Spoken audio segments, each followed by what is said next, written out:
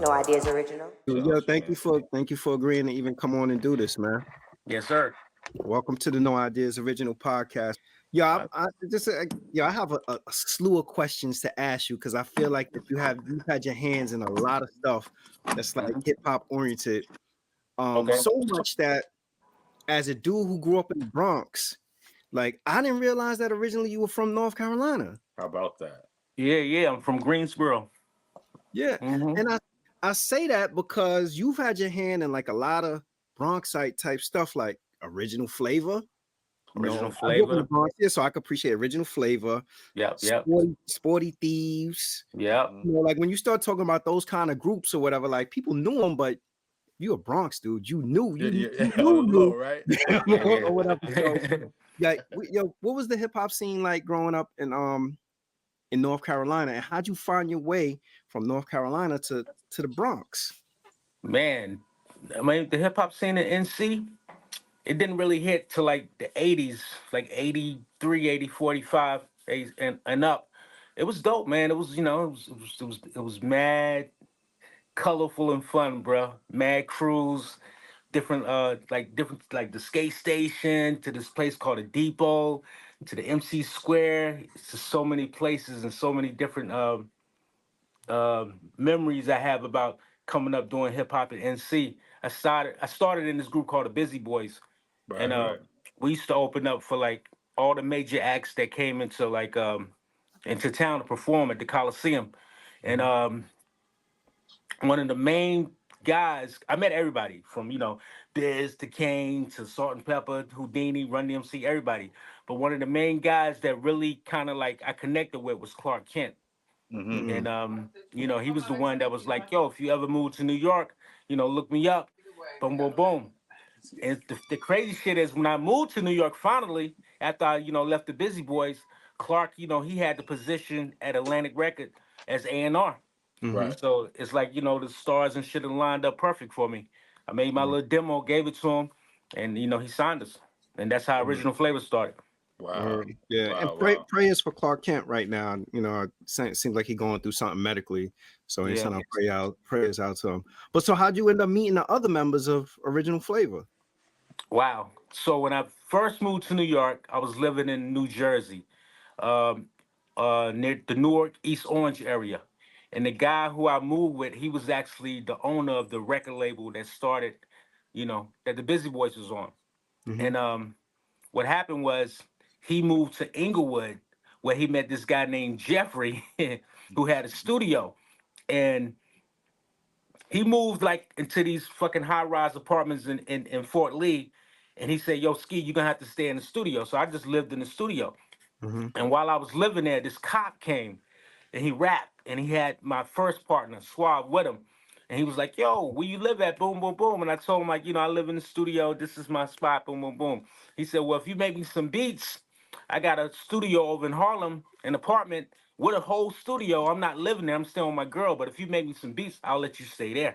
And I'm like, oh, shit, he's a cop, so maybe I can trust this nigga. You know what I'm saying? So, I went over to Harlem. I checked it out. It was a whole studio. Shit was laid out, And while I moved in automatically.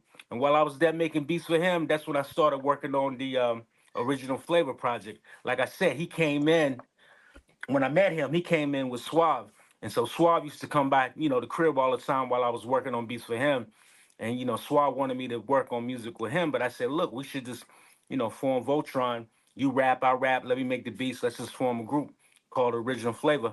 And that's how we, built that album that I presented to Clark. Wow. Nice. Yeah. And that project you did, Original Flavor, you did the full production, correct?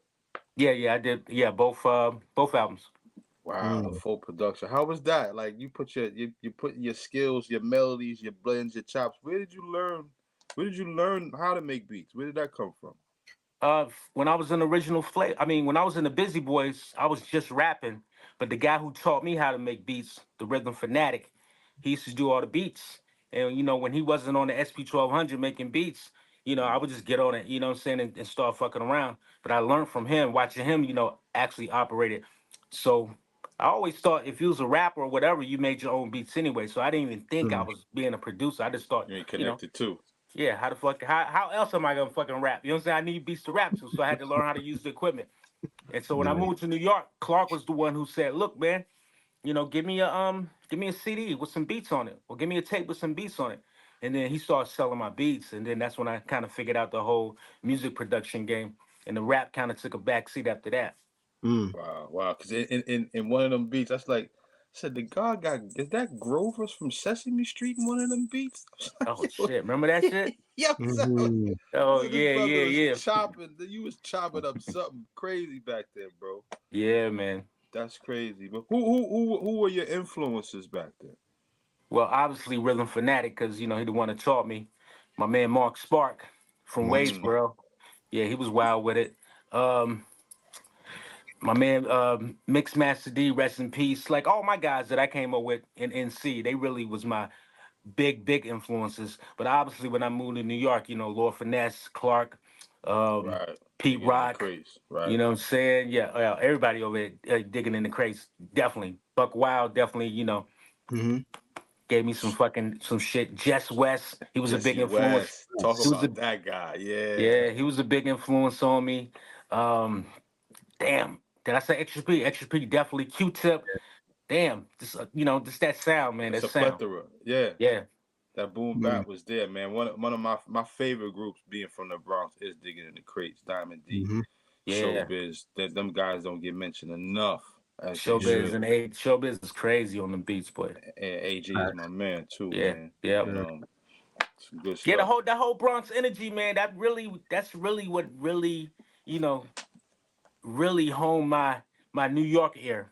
When I moved to the Bronx and I was there for so long, and they just showed me love there, man, and just being around, that energy, man. That mix, yes, Yeah. that's the Bronx. Yeah, you got Bronx in you, good brother. Definitely, man. So back then, you mentioned one of the first people you mentioned was Lord Finesse. Yeah. And what year did Original Flavor's first album come out? What year was that? That had to be like 92, 3, some shit like that. 92, 93.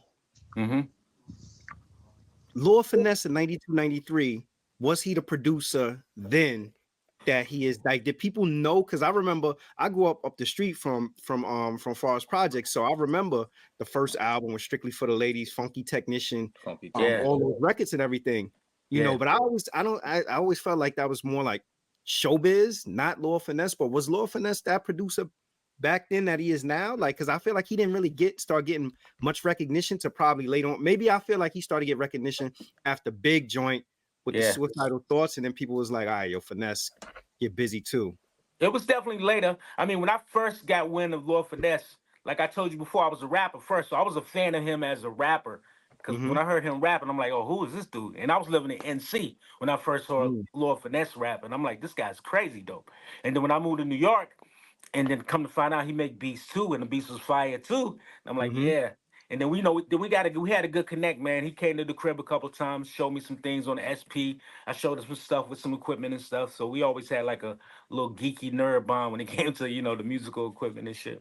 Yeah, he was on it early too, man. I used to sit in sessions with AG, and he was like, these guys, the way these guys would spend top dollar on records and go abroad and bring out some of the crazy stuff. And if you see their collection, they could pull out something. You'd be like, where the hell did they get that from? Yeah, they dig deep, man. They was deep diggers in the crates. Man, when working with all these guys and different things, learning stuff and doing basically like you're talking about how you guys share knowledge and stuff like that. When you look at like the difference between today and like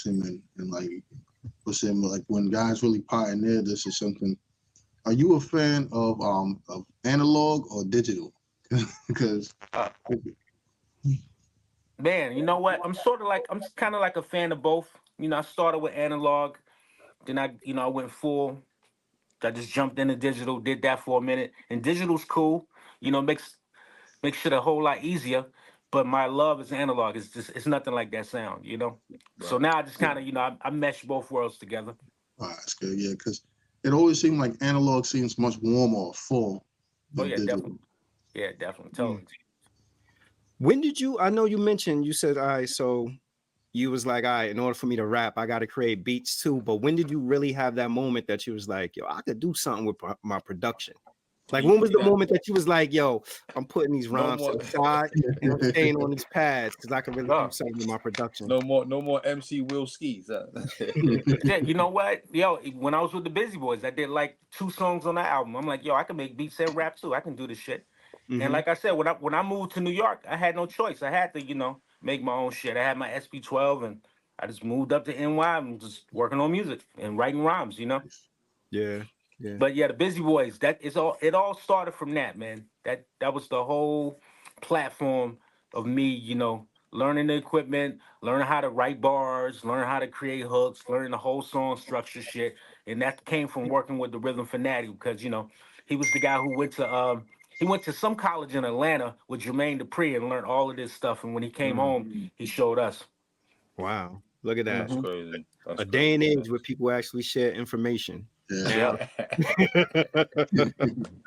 Yo, how? Go ahead, Rob. Go ahead.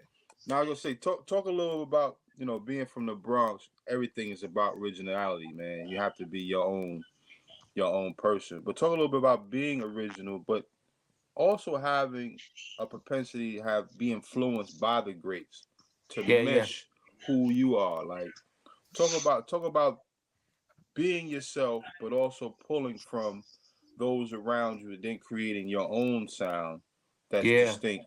Because your sound is definitely distinct. Like, that's a ski joint. And speaking of Vern, Vern, Mr. Van Cleef, I call him. He's always like, yo, Ski got some shit, bro. You gotta listen to it, bro. I'm like, I know, I hear it, bro. I can hear it. The God got something, man. So talk about the originality of yourself, but then also listening to a Pete Rock and a Large Pro, and because I love Large Pro. Large Pro has a melodic sound. Whatever he samples, it just sounds like I can sit and listen to Friendly Game of Baseball all day, just hanging out all day. Crazy. Like, Hell yeah. Talk about the mix of influence and originality. Well, shit, man, I come from the era where, originality was king, when hip hop came out, PMD,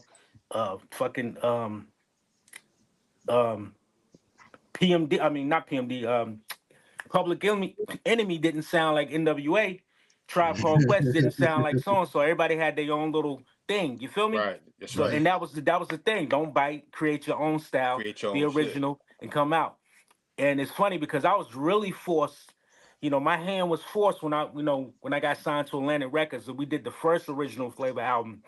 And when that album came out, that's when Daz Effects came out. And Daz Effects was like, yo, it's like, how the fuck we gonna compete with these guys? So that's when I came up with the whole the scratching style, because I had to come up with something that was gonna help me stand out because they was killing it. Right. And as far as being influenced by other producers, think about how musicians work, man. Most musicians, they'll learn tunes from their favorite musicians that they love. You might have a kid that's practicing all these Herbie Hancock songs. He know how to play them verbatim, but eventually, he come into his own. He got his technique down, then then his voice starts to speak through. And that's the same thing with production. I had to fucking copy Pete Rock and Lord Finesse for a minute until I found my groove. Then when I found my groove, I just introduced myself to the world with it. You know what I mean? I'm glad you said that, because during that class I took a little bit of you too, son. I took a little ping pong that you showed me. It's all good. It's all good. I picked that one up there, man. Your evolution though as a producer, to me, it's an interesting trajectory because listening to your earlier works, especially like the stuff that you did with Camp Low, I'm like, all right, you had like a distinct sound then, right? But I've watched sort of like your sound, like the shift in your sound. And I was thinking about like records that you did that I was like, I ain't had this peg for a ski record. So one of the first records that I heard by you that I was like, I was surprised when I found that it was you was honestly Streets Is Watching. And I don't know if you heard this, but originally when I first heard it, I'm like, oh, this is a Primo joint. Primo did this. Has anybody ever told you that it sounded like something that Primo would do? Yeah, I thought Primo, but then the other joint that kind of threw me off was like, all right, so on Foxy's album Broken Silence, I Yeah. think you did 2 joints on that. To me, that's Foxy's best work, honestly. You did the joint with Ron Isley. Yep. That's crazy. But then you go from that to you the go all the mystical way to joint. doing a mystical Yeah. joint. Yeah. So I'm like, oh, like he's really Switch it up. yeah, like how you call it. So have I you mean, ever- it's music, my dude. It's music. I'm not. You know what? I mean, people say I got a sound, but I don't feel like I got a sound because I just kind of just make what I feel. You know what I mean? That's And right. I guess whatever I make, it has that feeling, that ski feeling in it. You feel me? But I'm not really, I'm not like a Timberland has a sound. Yes, sir. Neptune's got absolutely. a sound. Primo got a sound. You know Yeah. what I'm saying? These guys got sounds. You know, when you hear Primo beat, like that's Primo. That's You know what I mean? Yeah, it's You hear distinct. Ski beat, you might be like, yo, who did that? Like okay, like a lot of people, like the Jay-Z song, I hear the people talk. A lot of people thought that was Kanye or Just Blaze, but that was me. Mm, You know what I mean? yeah. Makes Yeah. sense. It's and so like, cause like I said, like I'm listening, I'm hearing like the Camp Low records where I'm like, damn, yo, dude got the soulful samples, and and then you hear the politics as usual, and you hear all this there, you hear Streets is watching, then I'm like, it all depends. The artist, the artist dictates the mood. You feel me? Like Okay. Camp Low, that whole little swag they had, I had to kind of like paint Build the around. picture sonically for them. Jay-Z, Okay. he in the streets hustling. I had to have music that fit that mode. You feel me? When I did Foxy and the mystical shit, mystical got that wild energy, so I gotta kind of that shit. You know what I mean? yeah. Right. So this is what I mean by the range, right? So we go from that to Ultimate High. Yeah. I'm like, yo, Ski did Nature Ultimate High, like, and that how you call it, like that's not like a complex beat. I don't produce, but I'm like, that's basically the beginning of the record. Like, I'm like, it's just that, my dude. Exactly. So I'm like, all right. I kind of feel like as time is going by, and this is where I was going with the evolution thing. Like, I think that you kind of found like your niche as a producer, not so much theme oriented, but creative wise, almost like what you were saying. Like, all right, I'm working with this person.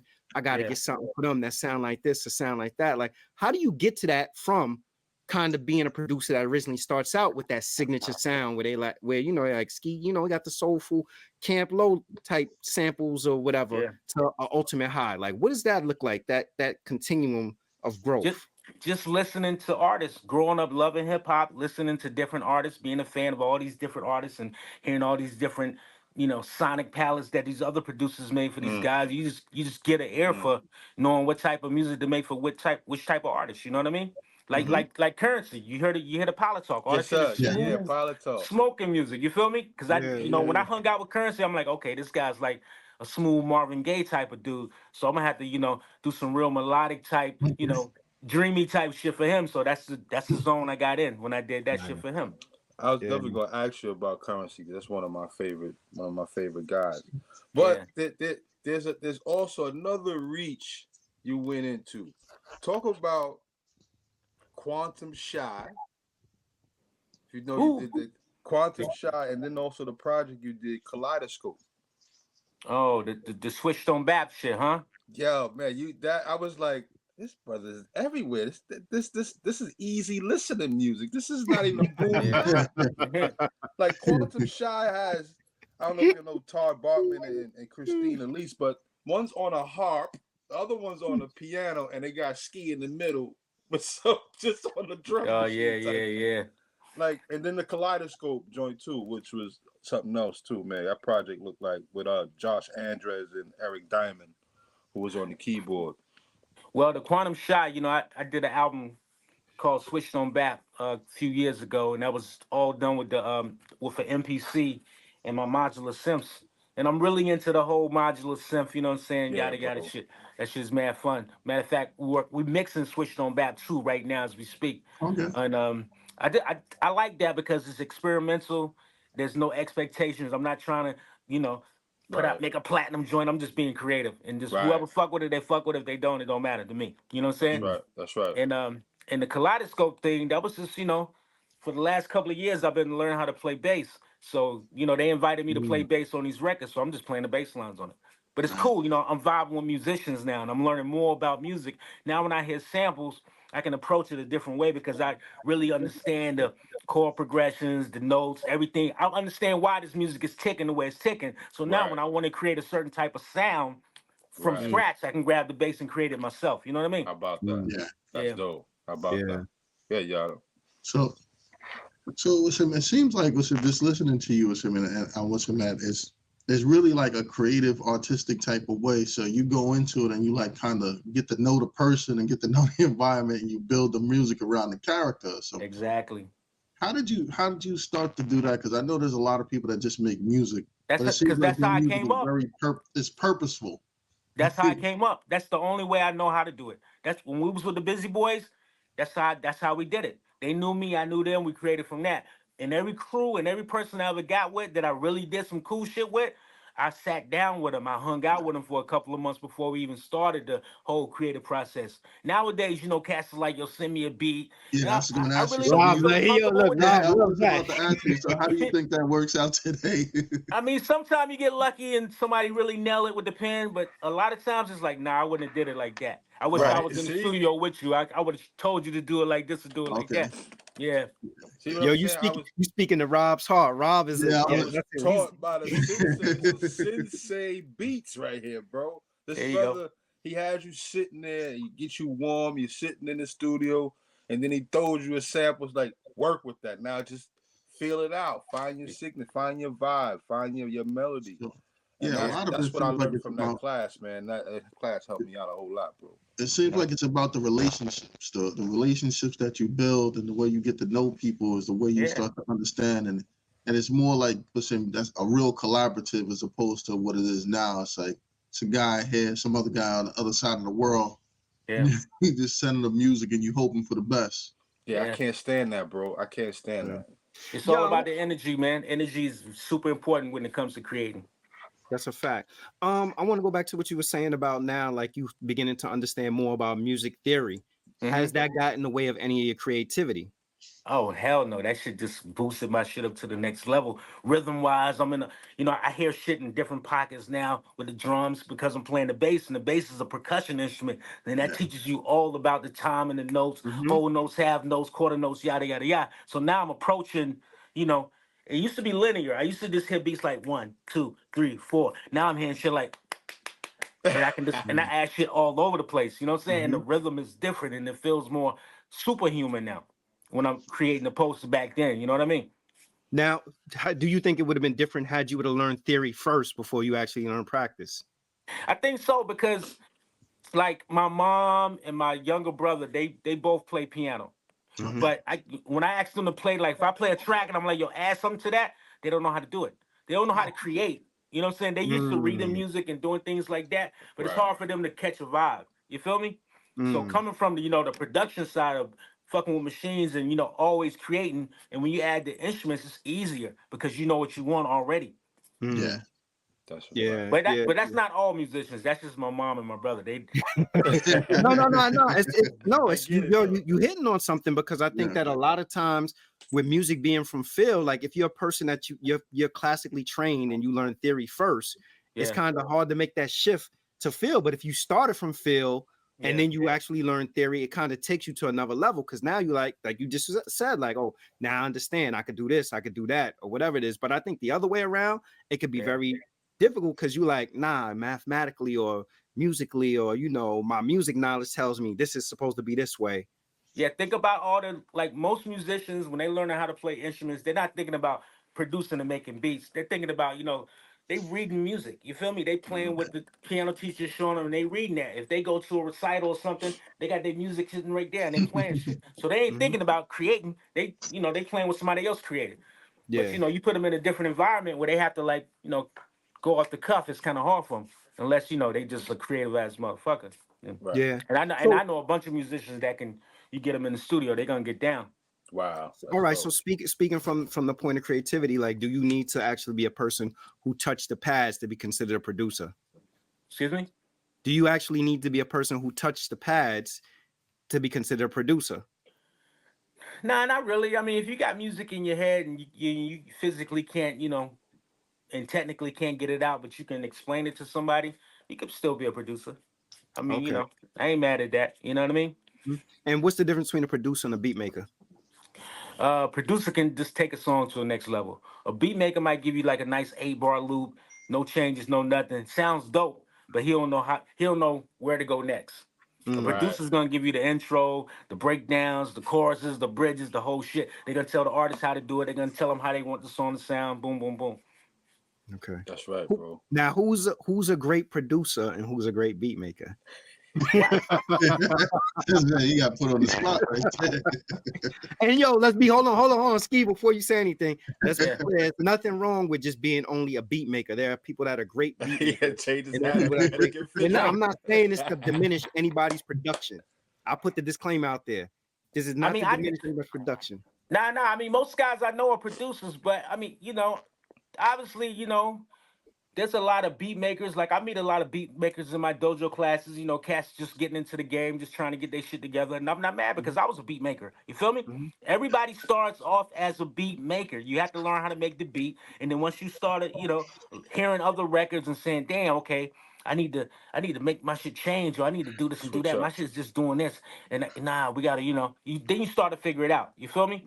And I always tell cats, yo, listen to, great composers, listen to Quincy Jones, listen to these records from beginning to end. Watch how other instruments come in, and watch how things drop out, and pay attention to that because, add that to your catalog, man. Don't just have that one thing and you think that's a hit. It doesn't work like that. Yeah. Great answer, Ski. Great answer. Sprinkle some fairy dust on there a couple times. And you know what I mean? Make it cook a little bit. So what sparked the idea for you to start your Dojo tour? Because that right there, you all over the place, Lord. When I dropped the 24-hour karate school, back with Dame, I don't know, we was just calling the studio the Dojo. Cats just started calling me the sensei, and I just kept it going. I said, fuck it. If I ever do a class or school, I'm going to call it the Dojo. And, we're going to get the kids in and we're going to teach them. Yeah, son. I got my yellow belt. I'm official. So. There you go.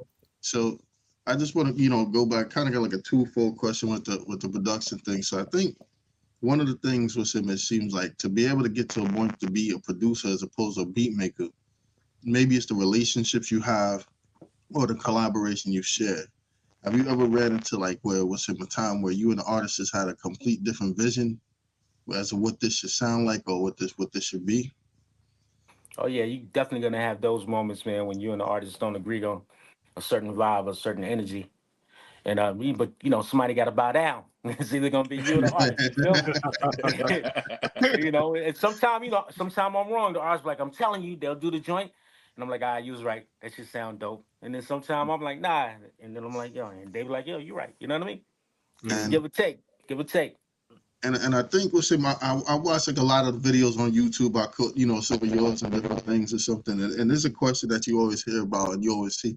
Do you delete anything? Because it could be something that you make and you could be feeling it and then not feel it and delete it. And some people say that you should never delete it because the thing that you don't like, somebody else will like. Niggas get mad at me. I be throwing shit away every second, bro. I'll start some shit up. They be like, oh, that's crazy. I'm like, nah, it's whack, and I'll delete it.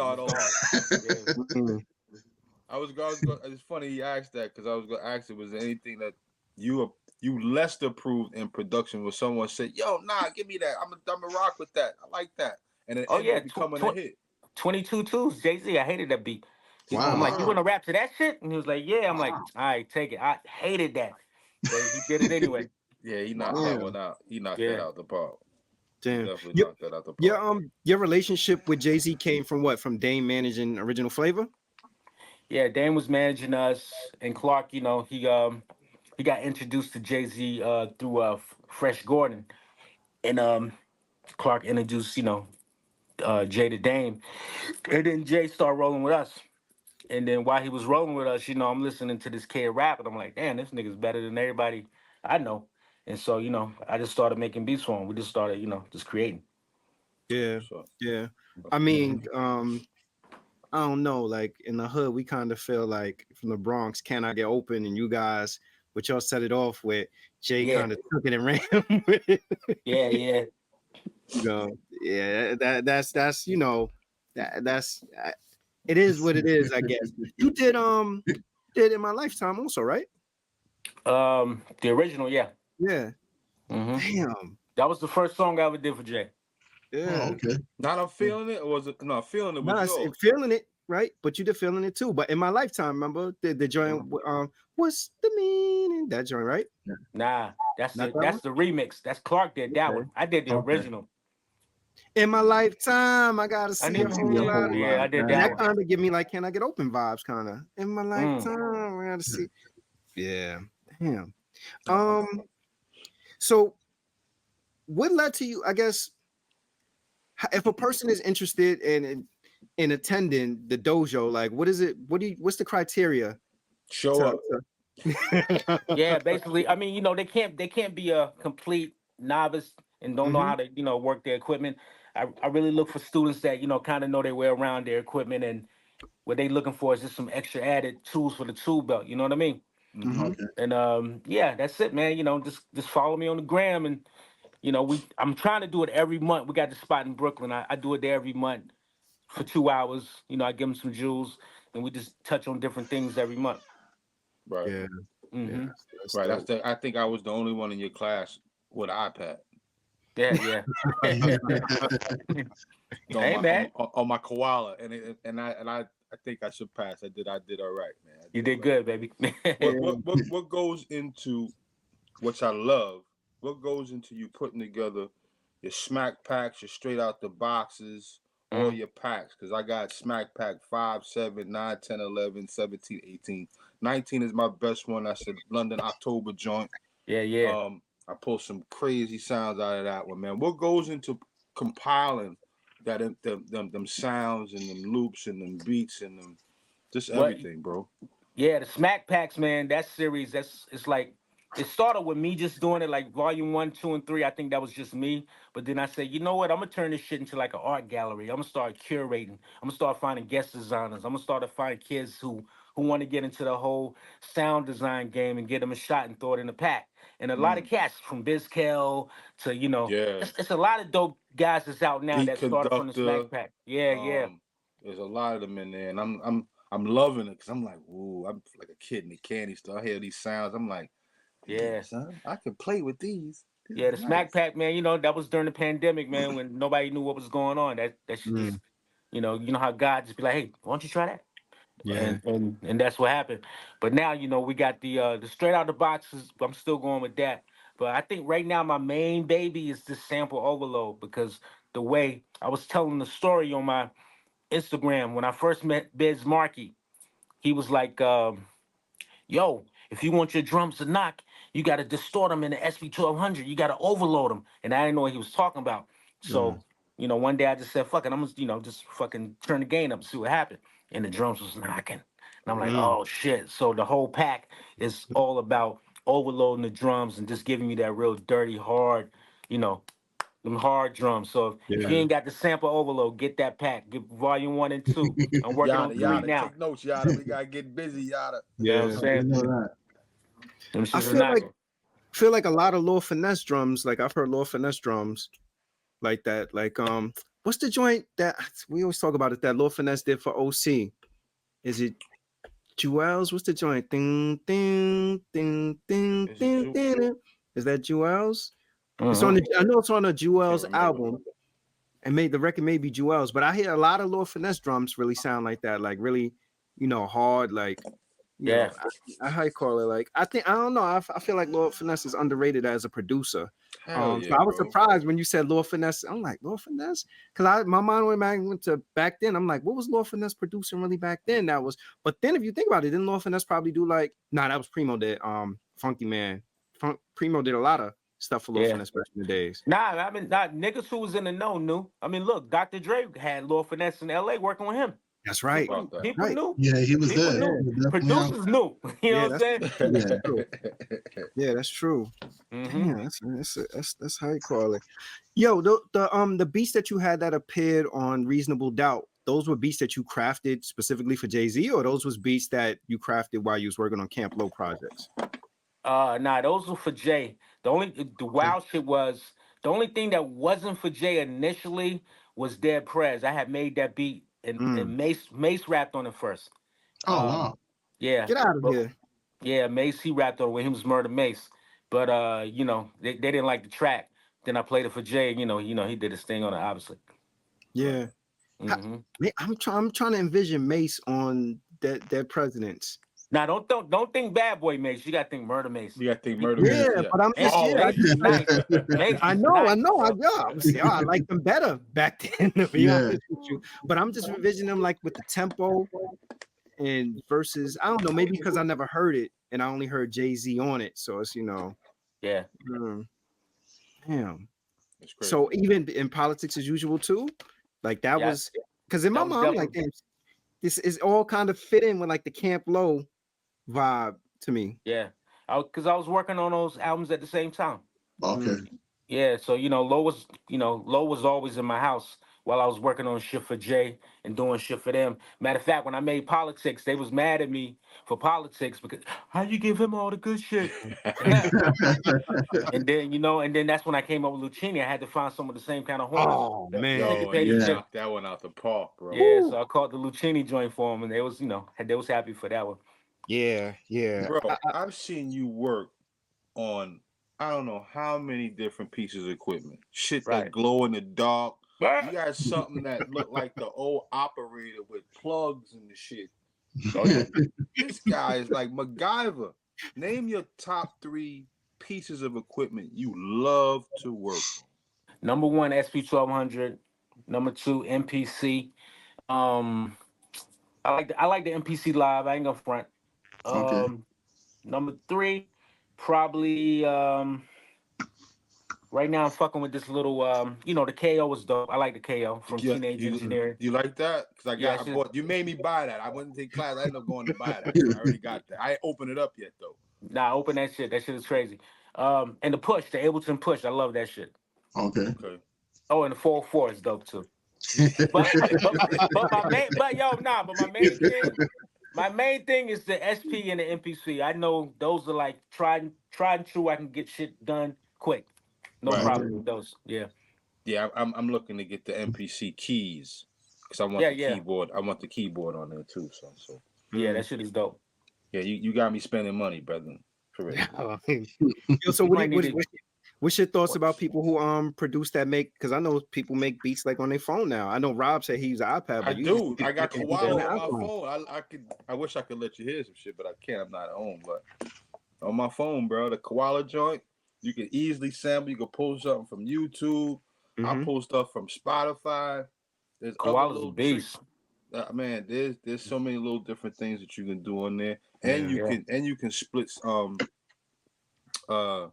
you got the stems on it now. You can split stems on there too. So I love that part of it. I'm like, wow, I could just pull drums. All right, a little cheat code right there, son. Right there. So, I'm not mad at what cats can use whatever they want to, as long as they getting that creativity out. It's whatever. Yeah.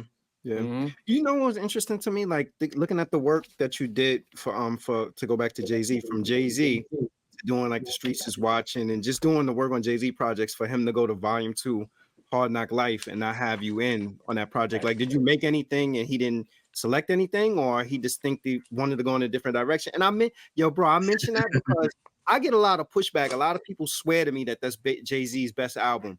It may be his best selling album, but that album did not age well. Like when I listen to a lot of them beats, and I'm, no disrespect to Swizz is a Bronx brother, a lot of them beats from that album and a lot of that stuff, to me, it just sounds like very computer robotic. It didn't age well. It was of the time. You know what? When he was working on those albums, you got to think. By that time, I had started Rock a Block. I was over there with the Sporty Thievez, Pace One. I had my own label. I was doing my thing, and I think I contributed on one thing. I gave him Streets is Watching and Who You With. You see him? But for the most part, it wasn't no love loss. It wasn't like they wasn't fucking with me. I was trying to get my shit off the ground. Okay. Yeah, because a lot of people swear about a Hard Knock Life album, and at that time, it was a good album. But now I listen back to it, I'm like, skip. Yeah. Like it doesn't resonate with me. That's my opinion, Rob. Yeah, right. I feel you, bro. Yeah. Like to that. And I don't know if it's because like the soul or the whatever it is, the nostalgia that your music brought to the table, or for the feel, whatever it is, you know, I just feel like that's more of a timeless element than the computerized type beats or whatever. Like, and you know, it has sustainability over the other Dude, stuff. like, look, like Reasonable Doubt, timeless. I think American Gangster was timeless. I think the shit what's the shit? The Dynasty joint is timeless to me. The Yeah. Blueprint is timeless. That he caught the correct energy with those albums. You feel me? Yeah. The other shit is cool, but you can tell it's of the time. It's like this is what's popping. These are kind of beats we're gonna rap to. Yeah. It seems like with those ones, the ones you talk about that kind of fall outside, it seemed like a little bit more of a commercial effort and so much stuff. So it's not. I get what you said, where like the soul portion of it is a little different. So those ones where they may be popular in a way, it's more like it's almost like making radio friendly music type of stuff like that. Yeah, but isn't it interesting that the most disposable portion of his art is the best selling? That's not bug to you. Like that's probably his best selling record, and that's the one that we all look at and we be like, yeah, you know, we cool do without that. You know what? It probably got the most promotion though too. That's what it was. You got at the time. I mean, man, you gotta think most listeners, they aren't like us. Like we're like hip hop people. Most listeners listen to music. You know, they want to dance. That's why people like Michael Jackson and pop shit. You know what I'm saying? To this day, bro. They don't give a fuck about the creativity. They just like, yo, can I dance to it? I like the beat. I like that. I'm buying it. Boom. Yeah, you know? That's true. Yo, so let me go back and ask you this, because we were talking about earlier, like the theory and the logic thing. You know, can you, as a producer's producer, when you listen to somebody else's music, can you listen and say like, all right, this was made from Phil or this was made from Logic? Oh yeah, of course. And what gives you that, you know, what gives you that impression? What allows you to be able to tell like, all right, this is Logic, this beat, this person made from Phil? You can hear it, man. It's like any beat that was made from Phil, you can feel it. Any beat that was made like by the computer, you can hear it. Like when you listen to a lot of today's music, like a lot of, you know, trap drill, whatever they're doing, it all sounds the same because, you know, the computer is basically, it's on the grid. Right. You feel me? So it's gonna have a certain vibe. It ain't them creating it. They putting the notes where they're supposed to put it, but it's gonna always move the same. Yeah. When you hear a motherfucker like an Anderson .Paak or somebody playing their shit, it's different. It's like, that's just like, you know, because he's putting himself into it. So it's a feel. It's different. You know what I mean? Yeah. Remember that term, off the grid. That was part of the class. Get off the grid. Get off the grid. Yo, son, can you still windmill? Yeah, but I'll probably die after that shit. I could. You was a breakdancer before everything started, bro. And trust me, man, my mom used to allow kids in my neighborhood to come to the crib. She was the first one with a video recorder. And was like, oh, we ain't got to spend on no more cardboard. We can go to Rob's house. Mr. Renee got the camera set right in the middle of the living room. We can get busy in the middle of the living room. Hip hop has just been influential like that for us all, man. I appreciate what hip hop has done. Saved my life. Hell yeah, I love it. Ways, bro. Yeah. So what? I have no more questions, fellas. But my last question is just gonna ask them, what you working on next, and you know, what Ski Beatz up to, bro? Man, you know, just chopping away on this bass. Got we got the Dojo school curriculum in the Casual County area in North Carolina. We pushing that. We're gonna probably try to, you know, get some more schools to get involved. You know, obviously the classes. Are you working with Knife at any of that? You working with Knife down in NC? Just you doing your own thing. That's fine. Yeah. And you know, and just, you know, if anybody want to work, if I fuck with them, I'll get some placements too. You know, it's whatever. Absolutely. Yeah. So I got a question. Like, listen, I know, like, from a person like you from the golden era, I call it, with the pioneers of music and stuff. How do you feel about, you know, the idea of basically digging in crates, farming for records versus the new sound things like, say, a splice and stuff like that? Man, it's wherever creativity strikes. You know what I'm saying? You know, we didn't have splice back then, so we had to dig through the crates. And shit, I can dig through the crates and do splice at the same time. You know, think about it. Back in the day, you know, we would find a record, you know, and you might have another motherfucker find the same record, he do his thing with it, you do your thing. Whoever did it the best wins. You feel me? And I think that's how Spice is. Even though y'all can all grab the same sample, but whoever do it the best wins. You know, who's the most creative? Like all of that purist, all of that hip hop purist shit, I'm not into that. You know what I'm saying? Wherever I can get the sample from, I'm gonna get it. If it's YouTube splice off the phone, I'm gonna fuck. If the shit is dope, I'm gonna sample it, chop it up, make it work, bro. That's right, Yeah. bro. So with that being said, like we have records. There are records that people have sampled. You know, that's like classic, viewed as being classic records and almost like perfect type beats. Are those untouchable, or as a producer, you have the right to redo them? And this came up, me and Rob, we were sitting in the session. Remember, we was talking, I think, my man Rice from the Straight Bangers. Right. And we, you know, he's talking about just like, you know, just different things. If you found the sample for They Reminisce Over You, would you attempt to flip it? I mean, you know what? I would flip it and I would play it to myself. And if that shit was doper, then I would let motherfuckers hear it. You feel me? But if I flip it and it ain't rocking, if it ain't out rocking peace shit, ain't nobody ever gonna hear that shit. You know? But yeah, I mean, you know, I hear like some songs on the radio with Cassie, you know, they took some classic joints and did their thing. And my thing is, yo, if it sound good, if they did a good job, I ain't mad at them. But a lot of that shit, sometimes, you know, it ain't like the classic, you know? Yeah. He gave us a church song at the class, bro. Yeah, a crazy church song, but it was dope. But if you knew what you was doing, you could flip it. That was a nice challenge right there. Yes, sir. Yeah. I mean, even if you think about like which is crazy now. Like I don't know if it's that we've gotten older, but some of the records that people are flipping now, that you hear people flipping, I'm like, that's not that old. It's not that old. Yeah, it was Mary J. Blige. Mary J. Blige, Tony Braxton. Yeah, like these are songs that are like, damn, I don't know if it's us that I'm like, man, I really feel older, or it's just that people are like, nah, whatever it is that sound good, I'm rocking with, I'm taking it right now. And nice, it's us, nigga. Them shits came out in the 90s, nigga. Think about it. Yo, we was flipping our parents' music from the 70s, so they was looking at us the same way.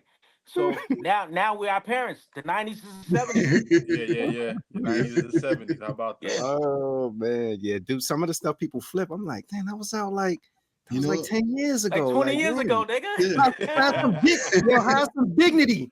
I think what gets me is that the young people don't even know the original song. They're like, yeah, this is so-and-so song. I'm like, you mean Tony Braxton? Yeah, right. Don't even know it. Yeah. I mean, it's a different respect as far as like doing the research. You know how it was back in the day. You know we did our research, man. Yeah. I remember when I first started sampling jazz. After that, I just started going down the whole jazz rabbit hole, trying to figure out all these different artists, from the musicians to the drummers to everything. You feel me? Yeah. Just trying to figure that shit out. That was just what we did back then. I don't know if there might be some young kids doing that now, but for the most part, I think they just grabbing it, not knowing where it's coming from. But if it sounds dope, they rocking with it. They rocking with it. Yeah. I get that. Yo, in the same vein that you teaching producers like the technical know-how, have you ever thought about doing anything with actually teaching like the business element of production? Like, because I think that that's something that a lot of up and coming producers get lost in. Yeah, I was thinking about bringing some guys in to a few of the new classes to do that. You know what I mean? Okay. To do that, because I know it, but I'd rather someone who really knows it, that's well versed. You know what I mean? Yeah, because it's dudes, it's dudes that I think that, they for all you know, they could be sampling whatever, and the record pop before you know it. They got people coming, yo, you ain't clear the sample, or not knowing what the splits are on the record, or not understanding how publishing work, any of that stuff. It gets really, really crazy. And I think that people sometimes get so lost in like the creative aspect of it, they don't think about the business element of it. Oh yeah. So yeah, that's just something that's, how you call it. Yo, so you mentioned earlier, you was talking about like the people that influence you. Before we let you go, tell me 3 producers. Like we always hear about MCs, like, you'll hear a dude that's a crazy MC that be like, yo, well, Black Thought. We ask a lot of people that we have on, they'll be like, yo, Black Thought, Ras Kass, whoever it is, But then sometimes we ask producers like, yo, who's the producers that people may sleep on, or that their name may not be as big, or you just got the ear to be like, yo, you heard the shit he doing over here that the average ear may not catch. Give me three producers. That's easy. Knots. Nobody's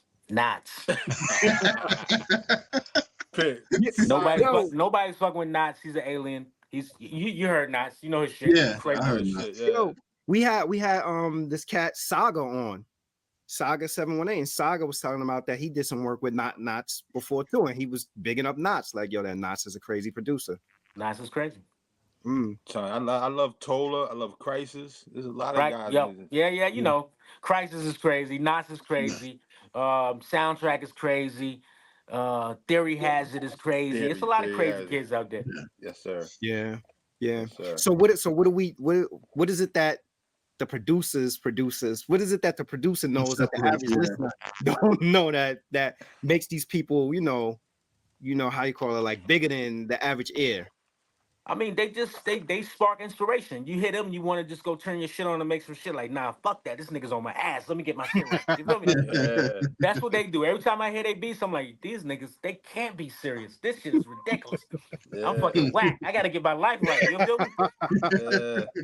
And you need that as a producer. You need that. It's just no envy. It's just like, damn, you need to hear the next level, because you might think you're on the next level until you hit the next level. And you're like, damn, okay, I got. This is what I need to work on to fucking elevate my shit. You feel me? Yeah. And you know what I like to hear when I need a little inspiration. I fuck with Crisis, but his beat he did for De La, Mr. Big Mouth, crazy. And he used the old Houdini, big mouth, big mouth. He flipped that shit. Oh my God, son! I gotta check that out. And then you hear De La on it. And it's all about playing music in your trunk. That's the theme of it. Big mouth. And and you got Dave and them talking about the EQ and the sound coming out the speakers in a De La way. Like, the song was crazy, bro. Yeah, that's when I hear that, I'm like, yeah, let me go in here, let me look for a sample, because this nigga got me on some other shit. Big up to my man Crisis. Crisis is nice. NC in the building. How about that? Yo, Ski, this is the last thing I'm gonna say, and I don't have no more questions. Like, yo, Knots, all them other brothers, they listening to you probably saying, yo, Ski got some shit. Yo, Ski on my ass. Let me go turn my machine on and get how you call. I'm sure you reinvigorating, sparking a lot of people's creativity also. Yeah. I appreciate that, brother. That's what it's all about, man. Everybody's keeping their shorts sharp. That's it. That's it. That's the sensei, bro. Sensei.